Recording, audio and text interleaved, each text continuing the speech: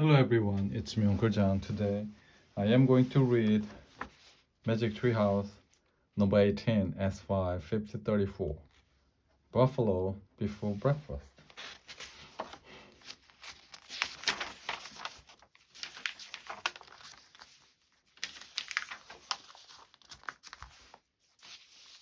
Chapter 1 Teddy is back. Arf, arf, arf. Jack finished tying his sneakers. Then he looked out his bedroom window. A small dog stood in the early sunlight. He had floppy ears and scruffy brown fur. Teddy, said Jack. Just then, Annie ran into Jack's room. Teddy's back, she said. It's time. It was time for their second mission to help free the little dog from a spell. Jack threw his notebook and pencil into his backpack. Then he followed Annie downstairs and past the kitchen. Where are you two going? Their mom called. Outside, said Jack. Breakfast will be ready soon, she said. And grandmother will be here any minute. We'll be right back, said Jack. He loved his grandmother's visits. She was kind and funny, and she always taught them new things. Jack and Annie slipped out front the door. Teddy was waiting for them. Arf, arf, he barked. Hey, where did you go last week? Jack asked. Small dog wagged his tail joyfully. Then he ran up the sidewalk. Wait for us, Annie shouted. She and Jack followed Teddy up the street and into the Frog Creek woods. They ran between the trees. Wind rattled the leaves. Birds swept from branch to branch. Teddy stopped at a rope ladder that hung from the tallest oak tree in the woods. At the top of the ladder was the magic tree house. Jack and Annie stared up at it. No sign of Morgan, said Annie. Let's go up, said Jack. Annie picked up Teddy. She carried him carefully up the ladder. Jack climbed after her. Inside the treehouse, Teddy snipped a silver pocket watch on the floor. Beside it was the note that Morgan had written to Jack and Annie.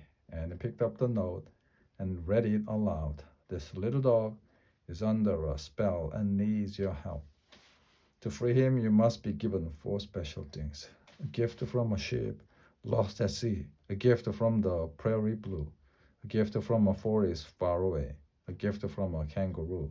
Be brave, be wise, be careful. We've got the first special thing, said Annie, the gift from a ship lost at sea. Yeah, said Jack. He picked up the silver pocket watch. The time on the watch was 2:20, the time the Titanic had sunk. Jack and Annie stared at the watch. Arf, arf. Teddy's barking brought Jack back from his memories. Okay, Jack said. He sighed and pushed his glasses into place. Now it's time for the gift from the prairie blue. What's that mean? Said Annie. I am not sure, said Annie. Said Jack. He looked around the treehouse, but I bet that book will take us there. He picked up a book in the corner. The cover was a picture of a wide prairie. The title was The Great Plains. Ready? Jack said. Teddy yipped and wagged his tail. Let's go, said Annie. The sooner we free Teddy, the better. Jack pointed at the cover. I wish we could go there, he said. The wind started to blow. The treehouse started to spin. It spun faster and faster. Then everything was still, absolutely still. Chapter 2 Ocean of Grass. Early sunlight slanted into the treehouse. The cool breeze smelled of wild grass. Oh man, said Jack. These are neat clothes. Their jeans and t-shirts had magically changed. Jack had on a buckskin shirt and pants, and he wore a fringed buckskin dress.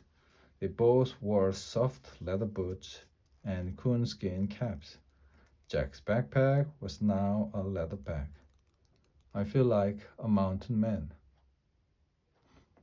All you're missing is a mountain, said Annie. She pointed out the window. Jack and Teddy looked out.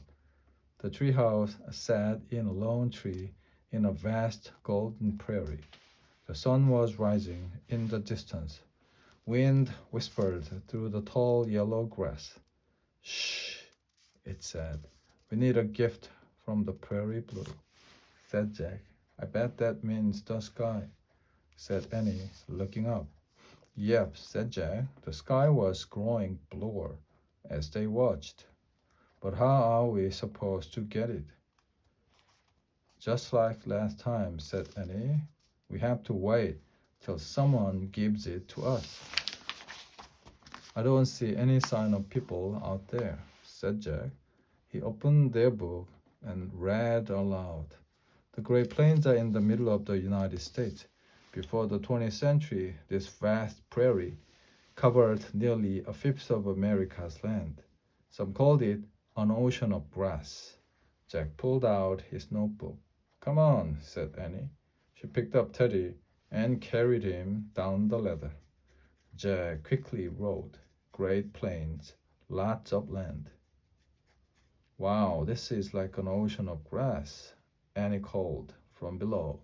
Jack slipped the Great Plains book and his notebook into his leather bag and climbed down. When he stepped onto the ground, the grass came all the way up to his chest. It tickled his nose. Achoo! He sneezed. Let's go swimming in the grass ocean, said Annie. She started off with Teddy under her arm. The wind blew gently as Jack hurried after her. All he could see was rolling waves of grass. They walked and walked and walked. Finally, they stopped to rest. We could walk for months and never see anything but grass, said Jack. Arf, arf. Teddy says there's something great up ahead, said Annie. You can't tell what he's saying, said Jack. He is just barking.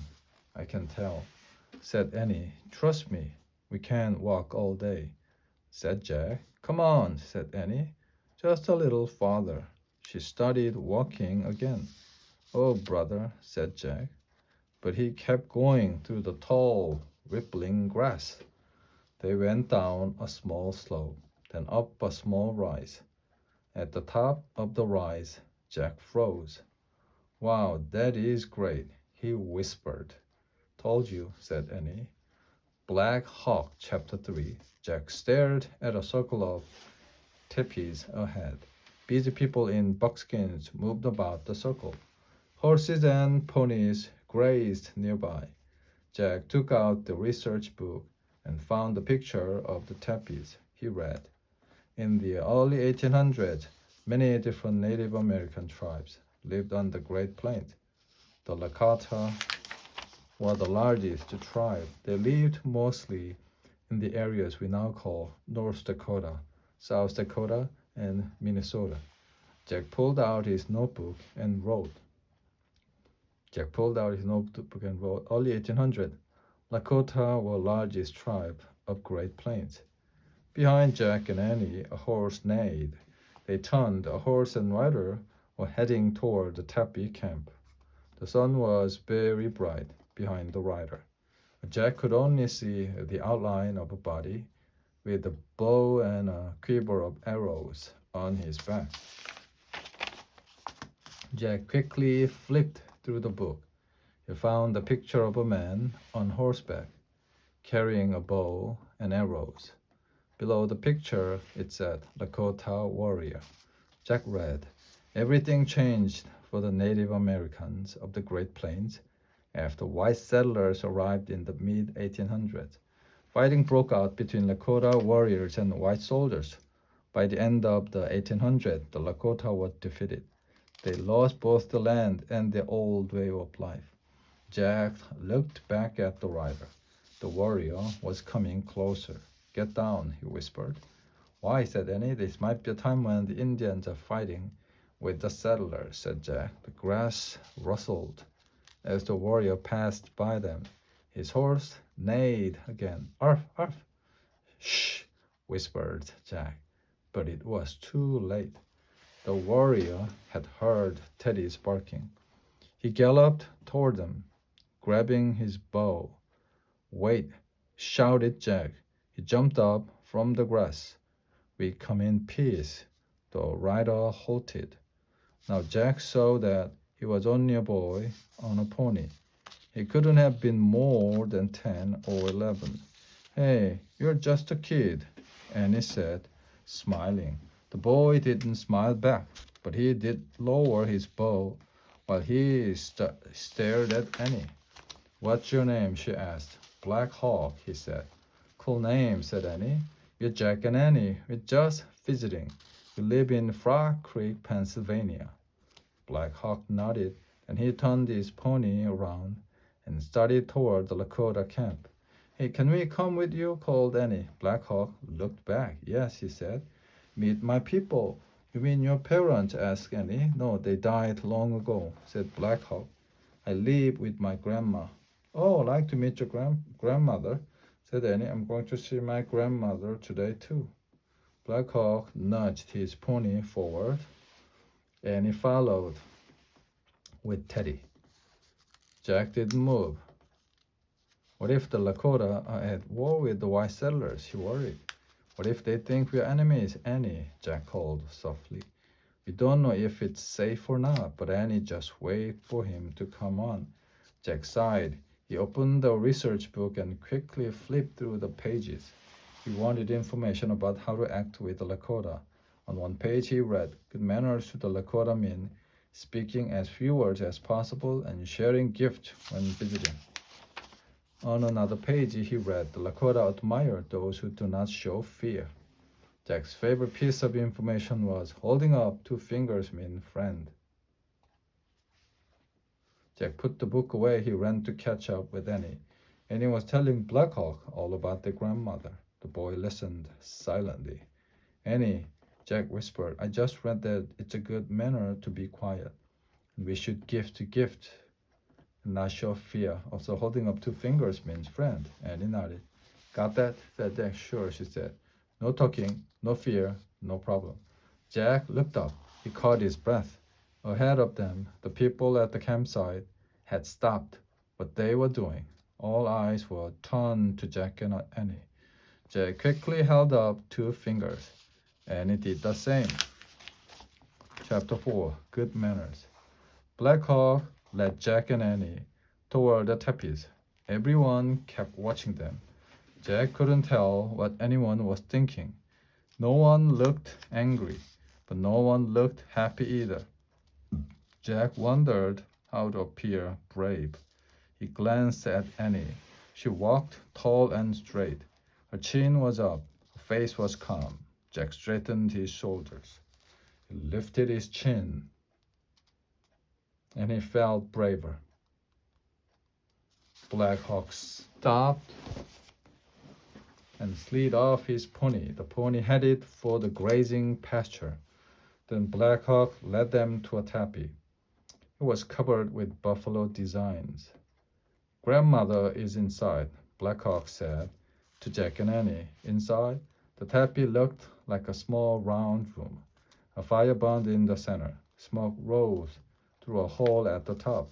An old woman sat on an animal skin. She was sewing beads onto a moccasin. She looked up at Jack and Annie. Grandmother, said Black Hawk, this is Jack and Annie from Frog Creek, Pennsylvania. Jack and Annie both held up 2 fingers for friend. Grandmother raised 2 fingers also. Then Jack took off his cool skin cap. He gave it to grandmother. She put the cap on her head, then laughed. Jack and Annie laughed too. Grandmother's laughter and kind face reminded Jack of his grandmother. You wish to learn our ways, she said. Jack and Annie nodded. Jack could tell she was wise. Grandmother stood and left the teepee. They followed her. Outside, everyone was busy again. They all seemed to know that Jack and Annie weren't enemies. Jack looked around the camp. Men and boys carved bows. Women and girls pounded meat and sewed clothes. One girl was adding claws to a buckskin shirt. The bear claws will give her the strength of the bear, said grandmother. She will sew on hawk feathers, elk teeth, and porcupine quills too. All will give her the power of the animal. Jack pulled out his notebook and wrote, "Sew bear claws to shirt. I have strong animal power when I go on a buffalo hunt."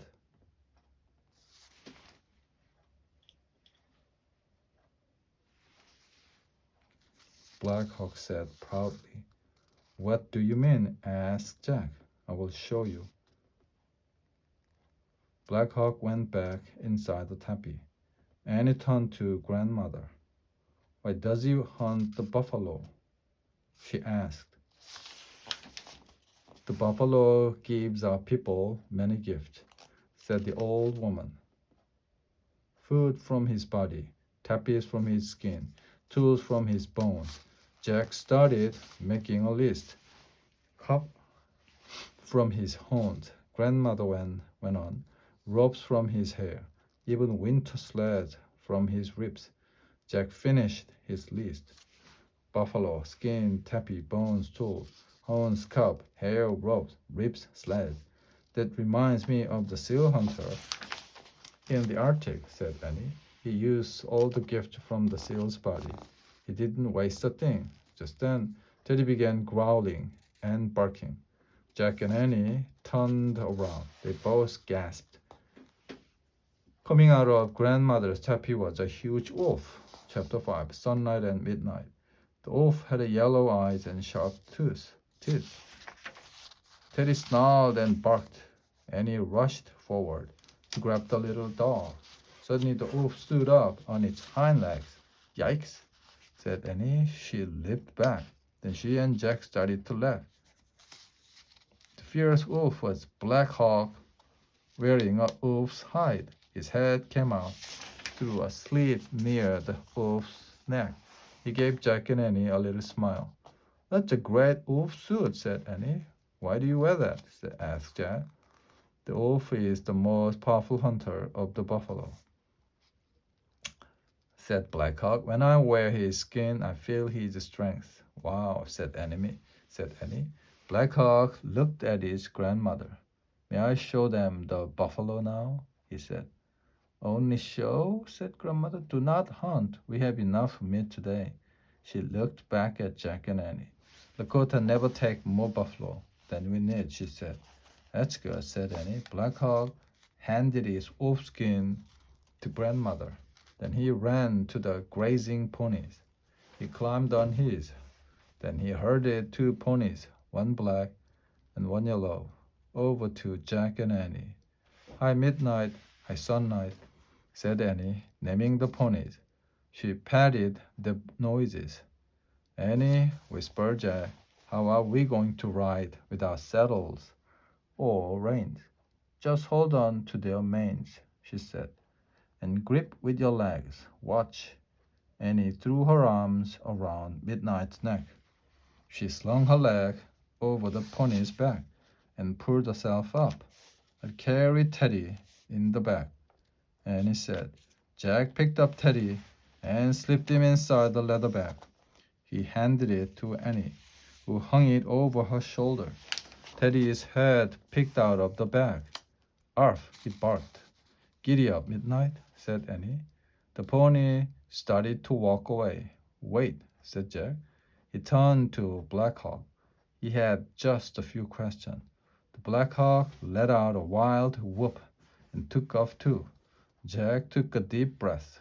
He threw his arms around Sunlight's neck.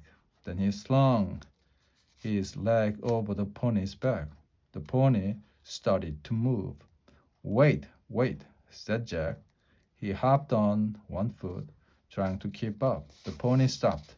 Slowly, Jack pulled himself onto Sunlight's back.